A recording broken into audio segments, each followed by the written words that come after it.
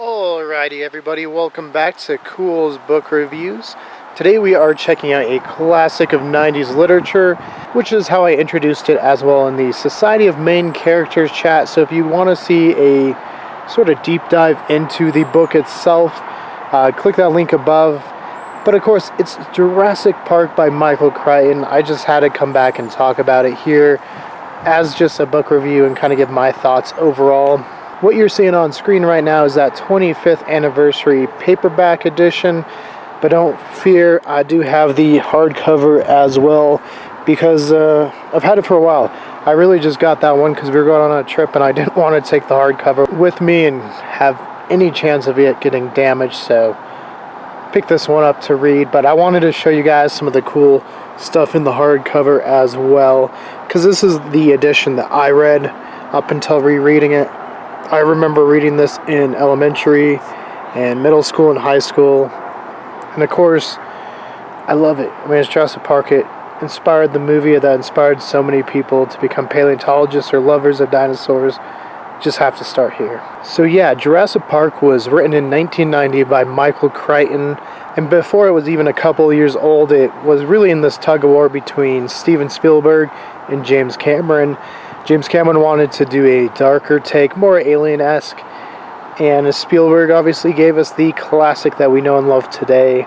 And I think since James Cameron has said he couldn't have done it like Spielberg, and he's glad Spielberg got it, but I'm sure in the back of his mind, he's like, I wish I could have done that. But I just think without Spielberg, without the team behind it, Stan Winston and crew, it just wouldn't have turned out how it did. Just give rise to so many people's love, like I said in the beginning, for dinosaurs, for wanting to be paleontologists, and for a franchise that we know and love. Now, being that it was written before it became a movie, there are differences between the book and the film. For one, the book is much darker and almost horror-esque in nature. There are a lot of scenes that just don't make it, or that have been kind of picked and placed in different films. The one that gets talked about the most, I would say, is the little girl that's attacked by the Compsognathus, being used for the introduction in the film version of The Lost World. Another kind of reimagining was the Avery in this scene, kind of being reused in JP3, though I will say the JP3 scene's much more intense. I mean, that is a really good, well done scene. Just the Pteranodon walking out of the mist and just that whole section. It's one of the better parts of JP3, and I'm one of the people that like that film. But yeah, the Avery, really good. And of course, for the longest time, the unused river raft scene. It was used as the theme park ride. Obviously, if you went to Orlando or to the Hollywood one, the story of that ride followed sort of the river raft, and then the T.rex is chasing you while you're in this raft. It was also kind of used in the Sega game, but hey, with Jurassic World Rebirth on the horizon, we've seen it. We've seen the river raft scene in action. In just the trailers, I'm really excited to see it on big screen and see it done justice. Like, it looks like they're doing it proper. Of course, there are some scenes that just don't make anything. They're just strictly in the book. One of these scenes is the hospital scene where the engine worker is brought in, and it's revealed later on he was attacked by the raptor, right? We obviously see this in the film, but we see it from the point of view of the worker getting attacked. I like this introduction a little bit more, just that mystery around it, what's going on, the kind of folklore that's built into it with the hoopia, and then of course just her reading in the dictionary bird of prey. Just think that's a really good ending and just fun little setup. We also have, kind of in that same scenario, the Compsognathus attack on the baby in the crib. When she goes to the midwife and is talking about the hoopia and what is this, the lady's like, please don't talk about that. It's not a demon or a spirit or anything.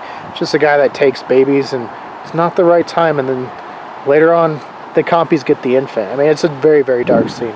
One could say also the kind of like tribe of raptors. There's like 30-ish raptors underground in these tunnels, and they're all facing off towards the distance, and the team later on finds out it's because they're waiting for the ships. They can hear the ships. They're in the direction They know the ship's coming, and that's how they're sneaking off. Because in the book, the Compsognathus obviously have snuck off, the raptors are sneaking off, and so you have this whole kind of subplot where they're arriving on the mainland, or in Costa Rica at least, and people are like seeing these weird lizards, and that's really what gets Dr. Grant and them down there, is people are starting to know too much.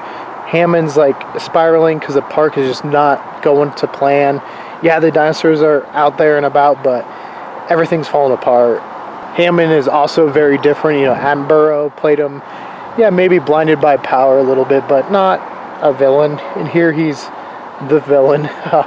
And he also dies at the end of this. He gets scared by a Tyrannosaur roar, and then later the kids are playing with the T.rex roar, and he falls and breaks his ankle, and then the compies get him, and they're just biting him, and they're toxic. They have venom, and it's secreting, and you know, when every time they bite, it secretes into his blood, and he just becomes really calm and complacent and just lets it happen. Yeah, overall, lots of gore, lots of storytelling, and lots of little subplots that just don't make it. The scene with the T-Rex escaping, when it just throws the, you know, Toyota Land Rover, just throws it across the road. Crazy. It obviously doesn't do that in the movie. Nedry's death is also very, very different. I guess it's sort of similar, but it is the adult Dilophosaurus. You know, we don't see the adult Dilophosaurus at all. Or I guess we do, but it's very much downsized in the film version. I mean, Dilophosaurus was a big animal, and in the film it looks small. There's also more than one of them, and we see some in the river raft scene. We see more dinosaurs on the tour. Overall, there are more dinosaurs. There's also changes. You know, the Apatosaurus or Brontosaurus is inserted here instead of Brachiosaurus like we've seen. The Stegosaurus being sick versus in the film it's Triceratops. The Gallimimus aren't the ones hunted down. It was a Hadrosaur, which is probably Maiasaura. Henry Wu dies in this one. Gets a pretty brutal death by Velociraptor, which they kind of give to Hoskins, I suppose, in Jurassic World.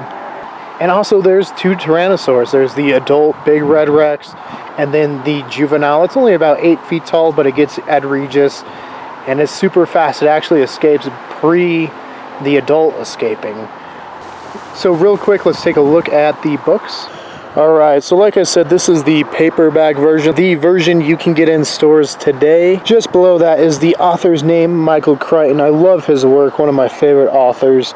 We also see #1 New York Times bestseller. We see the classic AMNH 5027 silhouette there, become very iconic. We see that this is the 25th anniversary edition. And a little snippet from the Washington Post. And of course the title, Jurassic Park, a novel. On the side you see it again, #1 New York Times bestseller, Michael Crichton, Jurassic Park, with a mosquito. And then the back again is just that silhouette. We see another snippet, this time from Detroit News, a little bit about the book and some more stuff from the Chicago Sun-Times. And there's that ISBN if you need it. So the paperback clocks in at 448 pages.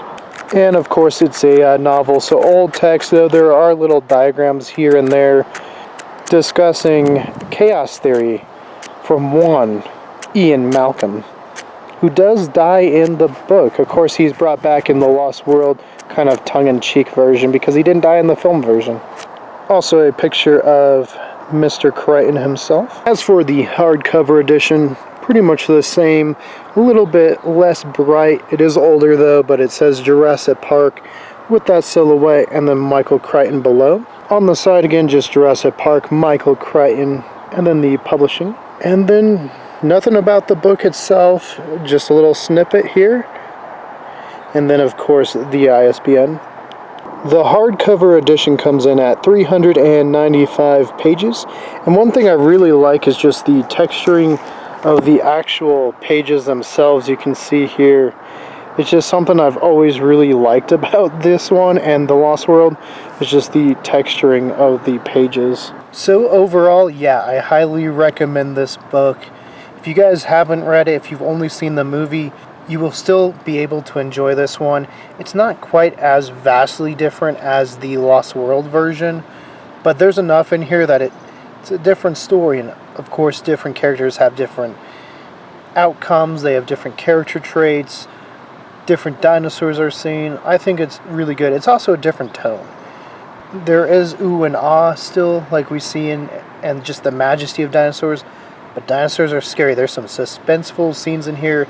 If you watched our deep dive on it, you'll see some of the scenes that stuck out to all the group members there, but I still rate it 9 out of 10, maybe more, maybe 10 out of 10.